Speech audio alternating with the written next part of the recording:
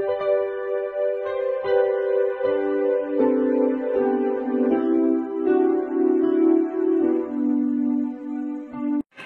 Students, প্রথমেই UK educational টিপসের পক্ষ থেকে তোমাদের সকলকে স্বাগত জানাই। বিএ ফার্স্ট সেমিস্টার পরিবেশবিদ্যার সাজেশন হিসাবে বেশ কয়েকটি প্রশ্ন আজকের ভিডিওতে দেওয়া হয়েছে, তোমরা দেখো এবং তৈরি করে নিও। ভিএসসি অর্থাৎ ভ্যালু অ্যাডেড কোর্সের পরিবেশবিদ্যা তোমাদের বিএ, বিএসসি, বিকম প্রত্যেক স্টুডেন্টসেরই কম্পালসারি সাবজেক্ট অর্থাৎ আবশ্যিক বিষয়। বিদ্যাসাগর ইউনিভার্সিটির স্টুডেন্টসদের আগে 5 এবং 10 নম্বর মানের সাজেশনের পার্ট 1 দেওয়া হয়েছিল। তোমরা যারা এখনও দেখোনি তারা প্লেলিস্ট থেকে অথবা ডিসক্রিপশন বক্সে লিঙ্ক দেওয়া থাকবে, সেখান থেকে দেখে নিও। আজকে সেই সাজেশনে 5 এবং 10 নম্বর মানের প্রশ্নের সাজেশনের পার্ট 2 তোমাদের দেওয়া হলো, তোমরা দেখো এবং তৈরি করে নিও। একটা কথা অবশ্যই মনে রাখবে, এই এনভায়রনমেন্টাল স্টাডিজ প্রশ্ন সব সময় যে হুবহু একই রকম আসবে তার কোনো মানে নেই। ম্যাক্সিমাম মানে 80 থেকে 95% চান্স তোমাদের যে সবসময় প্রশ্নটা ঘুরিয়ে আসবে। অর্থাৎ ভালো করে যদি না পড়ে থাকো তাহলে প্রশ্ন ঘুরিয়ে আসে, তোমরা লিখতে পারবে না, তখন মনে হবে যে কমন পাইনি। অতএব ভালো করে পড়লে যদি উত্তরটা জানা থাকে তাহলে প্রশ্ন যেভাবেই দিক না কেন তোমরা উত্তর করে আসতে পারবে, এটা কিন্তু মাথায় রাখবে। এমন 12 ক্লাসে যেমন হয়েছিল, এখানে তোমাদের বিএ, বিএসসি, বিকমেও সেই একই ঘটনা ঘটবে, এটা কিন্তু অবশ্যই মনে রাখবে। যাই হোক, আজকে অধ্যায় 6 থেকে অধ্যায় 6 অর্থাৎ পরিবেশ নীতি ও চর্চা থেকে প্রথম প্রশ্ন হচ্ছে গ্লোবাল ওয়ার্মিং বা বিশ্ব উষ্ণায়ন কাকে বলে। ভেরি ভেরি ইম্পর্টেন্ট প্রশ্ন। গ্লোবাল ওয়ার্মিংয়ের কারণ কি, এর ফলাফল উল্লেখ করো।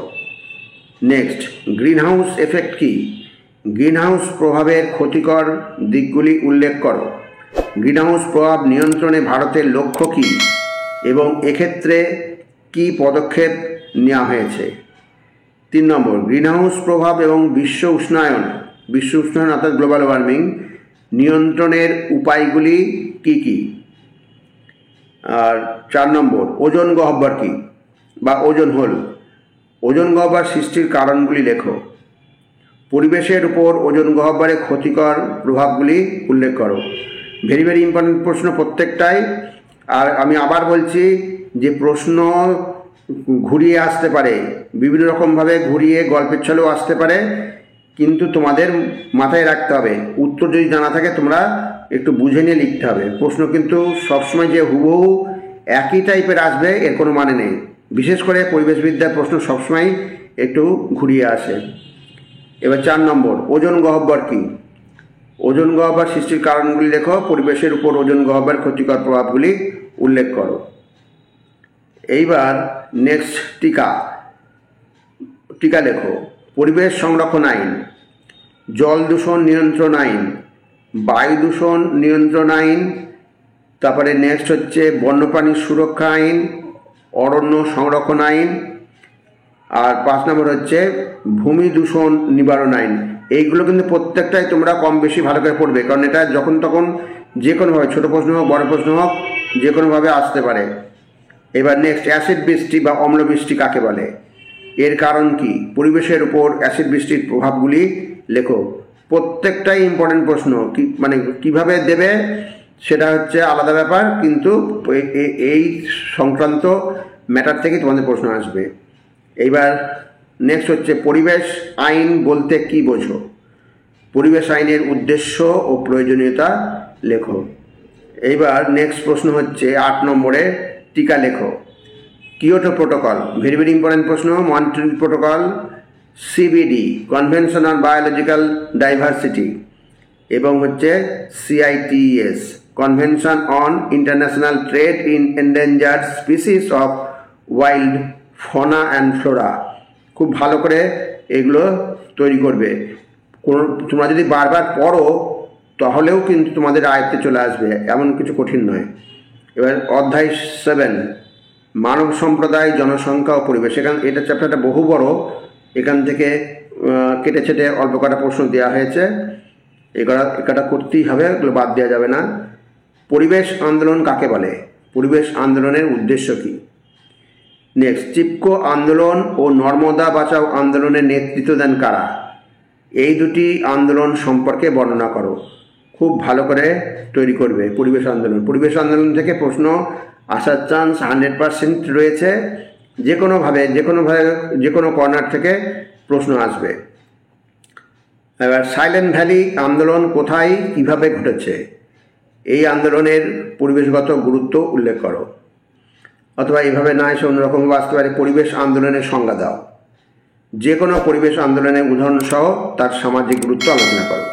এখানে যে কোনো পরিবেশ আন্দোলন অনেকগুলি আছে। চিপকো আন্দোলন বলতে পারো, নর্মদা বাঁচাও আন্দোলন বলতে পারো, সাইলেন্ট ভ্যালি আন্দোলন বলতে পারো, অপিক্য আন্দোলন বলতে, যেটা তোমার মনে আসবে সেটা তোমার লিখবে। এবার তেহরিবাদ বিতর্কের কারণ কি? তেহরিবাদ বিরোধী আন্দোলন সম্বন্ধে আলোচনা করো। এবার নেক্সট 5 নম্বর, পরিবেশ সংক্রান্ত আন্দোলন বলতে কি বোঝো? অর্থাৎ এনভায়রনমেন্টাল মুভমেন্ট।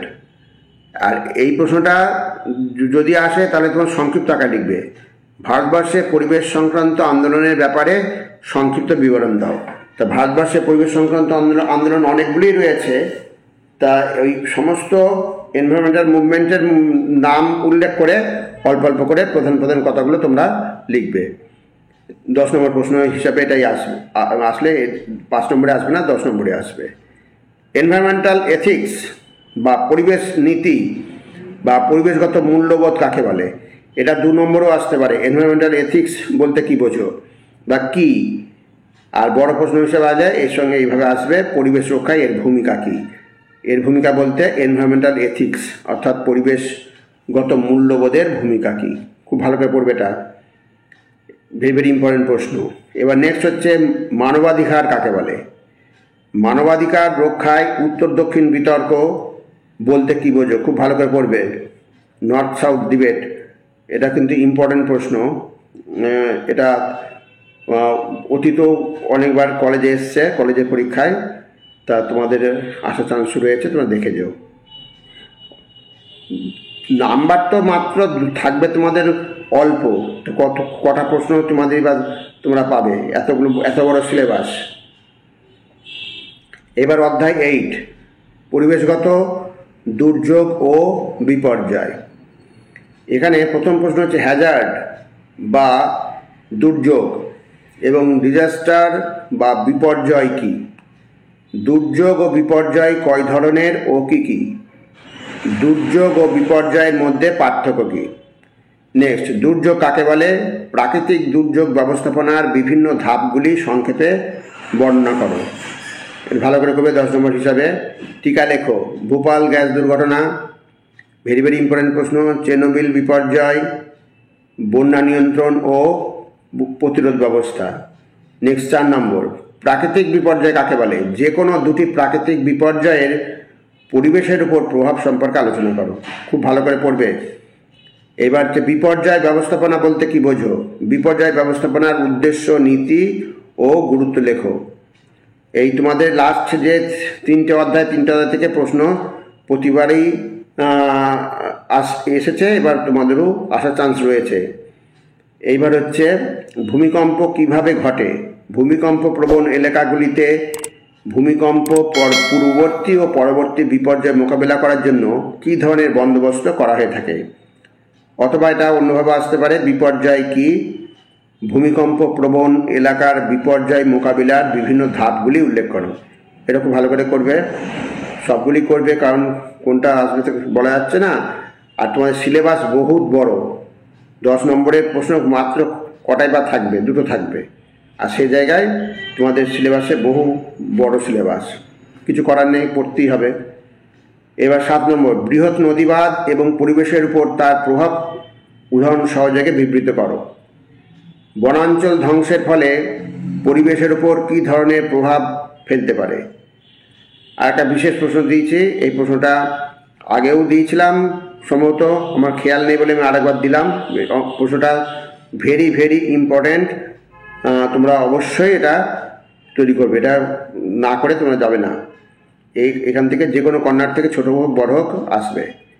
অরণ্য সংরক্ষণে আড়াবাড়ি কথাটি কেন গুরুত্বপূর্ণ? আড়াবাড়ি কোথায় অবস্থিত? JFM এর উদ্দেশ্যগুলি লেখো। JFM হচ্ছে জয়েন্ট ফরেস্ট ম্যানেজমেন্ট। JFM এর বিভিন্ন পদ্ধতি সম্পর্কে আলোচনা করো। তাহলে স্টুডেন্টস, যে কথাটাই প্রথমে বলেছিলাম আরেকবার বলছি, যে এনভায়রনমেন্টের প্রশ্ন সবসময় যে হুবহু আসবে তার কোনো মানে নেই। প্রশ্ন ঘুরিয়ে আসার চান্সটাই স্বাভাবিক, আসবে, যেটা সাধারণত হয়। অতএব তোমাদের যদি পড়া থাকে তোমরা লিখতে পারবে, এই কথাটা অবশ্যই মনে রাখবে। তা নাহলে প্রশ্ন বুঝতে না পারলে লিখতে পারবে না। যাই হোক স্টুডেন্টস, ভিডিওটি যদি ভালো লাগে অবশ্যই সাবস্ক্রাইব করো, এর সাথে একটা লাইক দিও এবং তোমার ফ্রেন্ডসদের মধ্যে ভিডিওটি শেয়ার করো। তাহলে স্টুডেন্টস, আজকে এখানেই শেষ করি। তোমরা সকলে ভালো থেকো, সুস্থ থেকো। Thank you very much.